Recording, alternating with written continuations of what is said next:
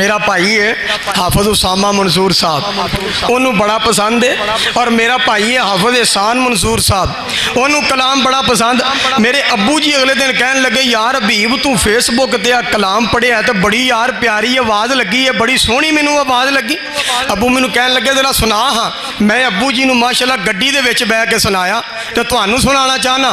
अल्लाह वाला बोलिया कहंदा, इज्जत वेख किसे दी ना सड़िया कर,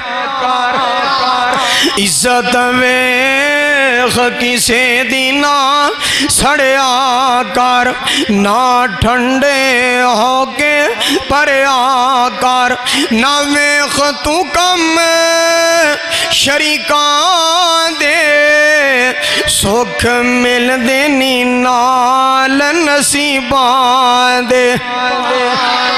महल वेख के 58 चक वालिया, महल वेख के चुगी टावी ना, कोठी वेख के चुगी टावी ना, एवें अपना आप गवावी ना। ओहो वड्डांगे जो बीजांगे, सुख मिल देनी नाल नसीबां दे। हसत तो बाजा मेरे अवीरा, अल्लाह पाक दा शुक्रिया अदा कर।